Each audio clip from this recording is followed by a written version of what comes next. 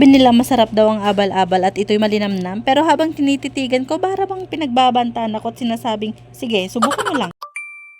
Sabi nga nila kaya Junbag ang pangalan dahil June daw sila naglalabasan. Kaya nagtataka ako, July na, bakit nandito pa sila? O baka naman hindi na sila Junbag kasi July na, July bag na ang tawag sa kanila. O diba tama ako?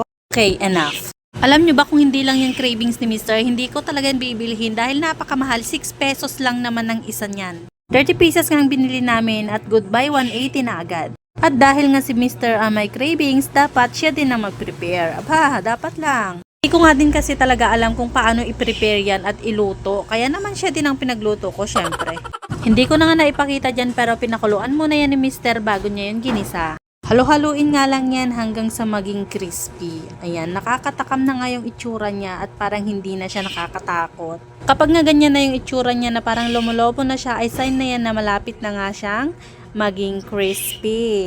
At pagkatapos nga ng pagluluto ay ayan na, tikiman time! Pero bakit parang ayaw naman tikman? Parang pinagloloko na lang ata ako nito Nakalimutan niya ata siyang may pakanan nito, kaya naman kami merong ganitong makakain ngayon. Nagtatawanan nga kami dyan kasi gustong gusto ko na talaga siyang makakain yan dahil yan nga ang lagi niyang nire-request sa akin. Kaya naman yan bago niya kainin, aba, may halik pa. Buti pa yung abal-abal may halik. Isinunod nga namin pinatikim sa anak namin yung abal-abal.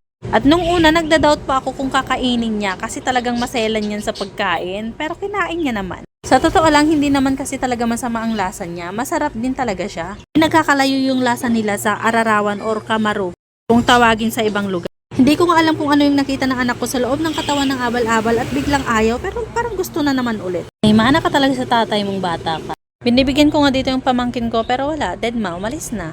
At itong ang bata na to ay ayaw nang tequila na talagang gusto pa atang makipag-ubusan. That's all for today. Bye!